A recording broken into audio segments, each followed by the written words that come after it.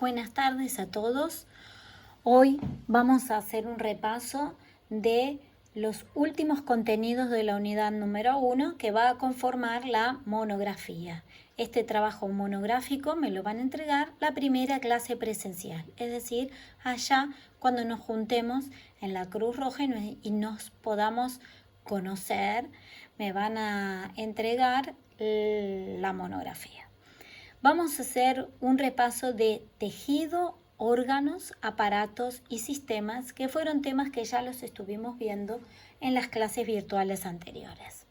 Entonces, recuerden que la célula es una unidad anatómica y fisiológica de todo ser vivo, pero la célula sola no puede formar estructuras superiores, por lo tanto, tiene la necesidad de poder juntarse con otras células para formar estructuras superiores, y eso se denominan tejidos. Los tejidos son conjuntos de células que se unen para formar estructuras superiores que tienen una finalidad específica, determinada, y que están formados por el mismo origen embriológico. Encontramos 4 tejidos básicos llamados tejido epitelial, tejido conjuntivo, tejido muscular y tejido nervioso.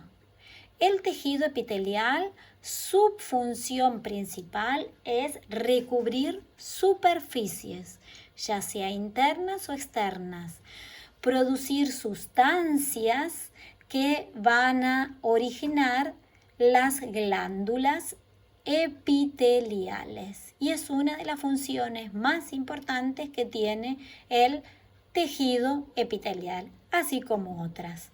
Tejido conjuntivo o conectivo es lo mismo y tiene la capacidad de formar la estructura generalmente de los órganos. Son fundamentales y su función es unir órganos internos.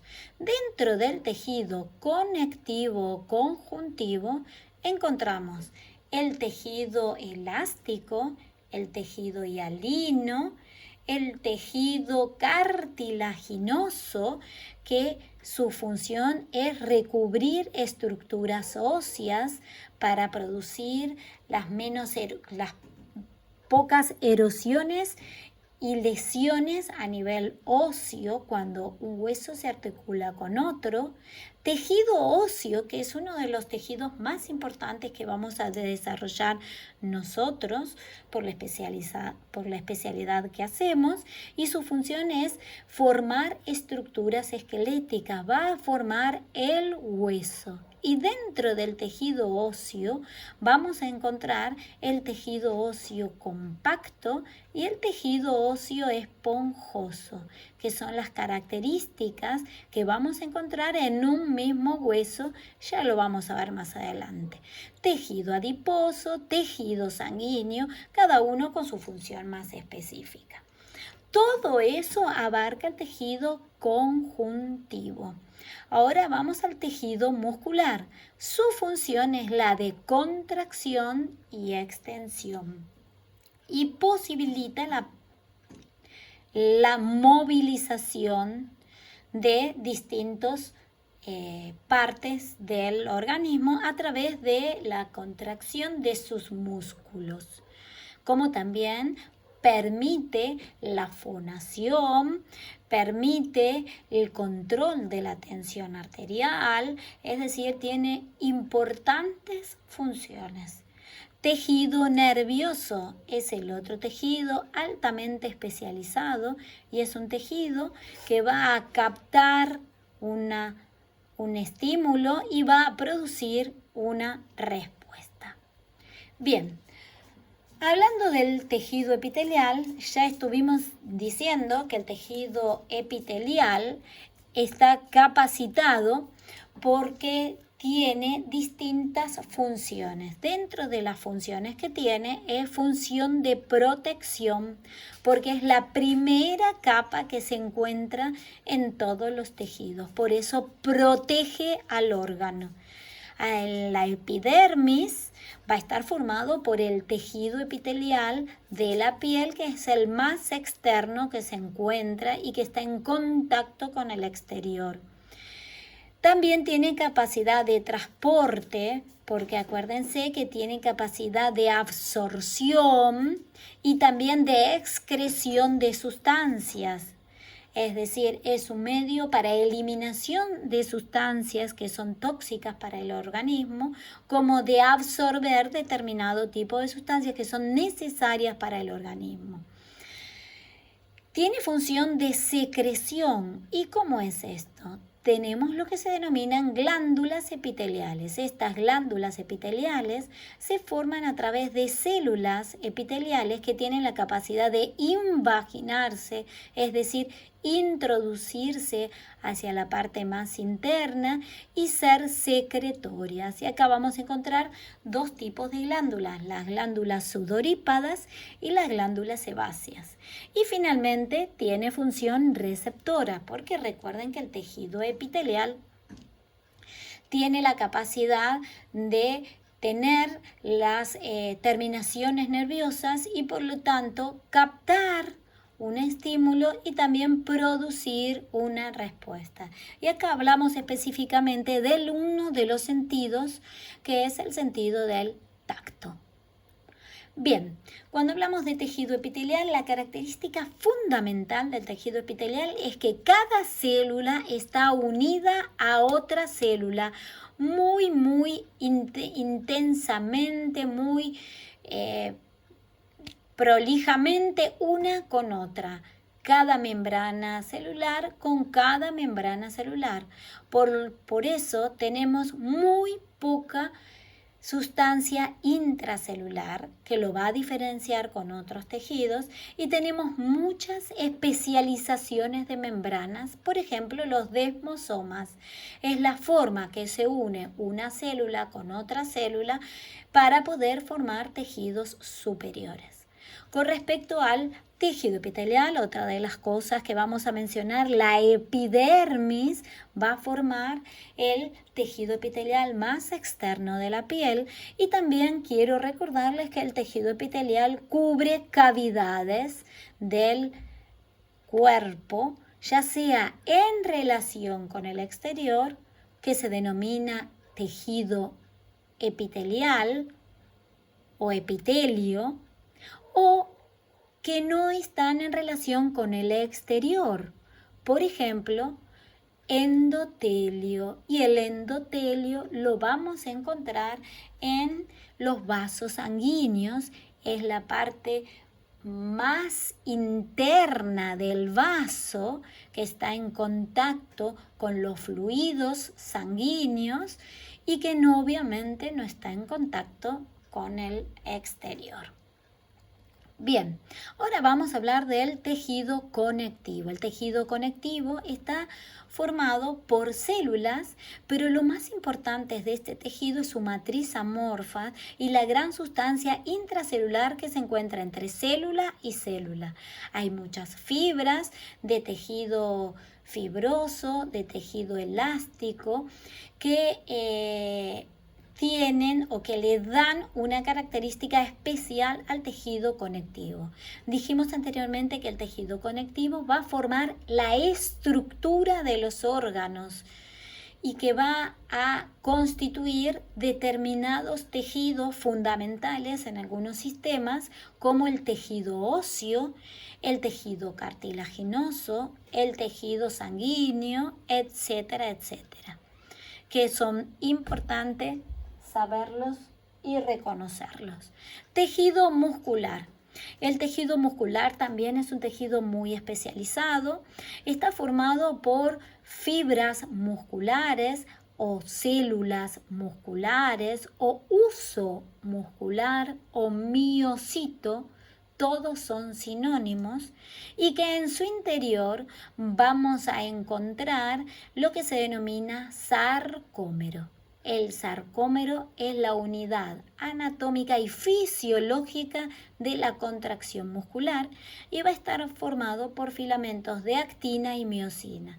Los filamentos finos y delgados de actina y miosina permiten que ambos tengan la capacidad de contraerse, como ustedes lo ven, o de relajarse cuando estos filamentos se desplazan hacia adentro o hacia afuera.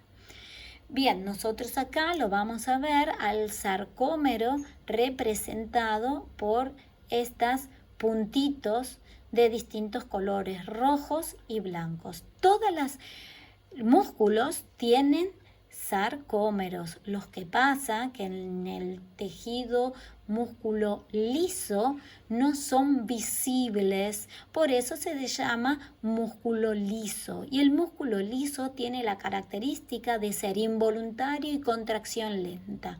¿Y dónde encontramos músculo liso?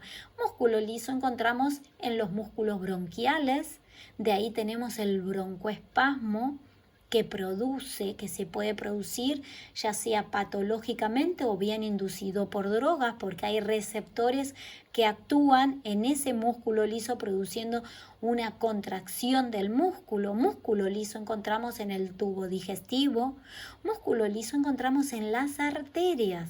Por eso también el músculo regula la presión arterial según la contracción de las arterias o la relajación del músculo liso de las arterias.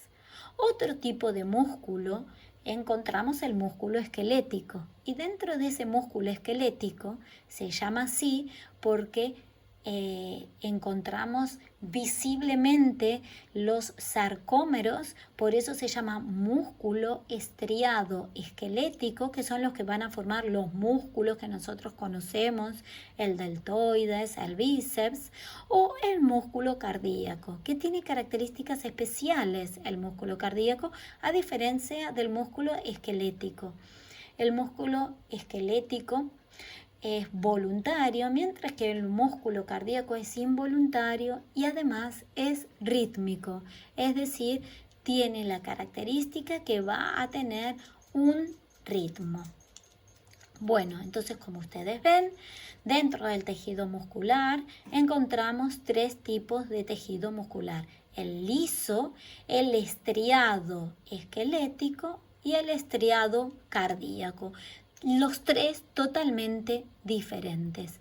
Y finalmente vamos al tejido nervioso. El tejido nervioso es altamente especializado, está formado por la neurona, que es la unidad anatómica y fisiológica de todo ser vivo. La neurona va a estar formado por un cuerpo o un soma que encontramos distintos polos que tienen el aspecto de estrellado y de las cuales van a salir múltiples prolongaciones denominadas dendritas. De esos polos van a encontrar estas prolongaciones cortas y múltiples que se denominan dendritas. De un polo va a salir una prolongación larga que se denomina axón y que va a terminar en el telenderón.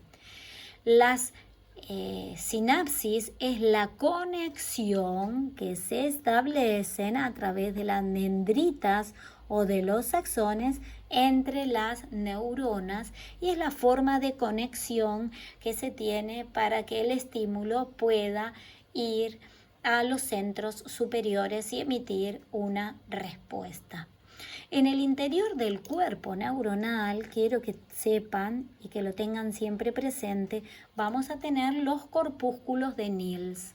Son inclusiones redondeadas que le da la coloración gris a la neurona. De ahí viene la sustancia gris. Es decir, cuando hablamos de sustancia gris, estamos hablando de cuerpos neuronales.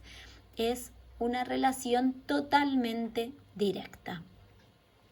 Y en el interior del citoplasma de la neurona vamos a tener los neurofilamentos y las neurofibrillas que van a actuar como unos filamentos, como el colador, que van a unir todos los polos de las neuronas, de las dendritas, y se van a encontrar todas distribuidas dentro del citoplasma, porque ese le da el carácter fundamental de poder captar esa neurona o ese cuerpo neuronal un estímulo y poder producir una respuesta.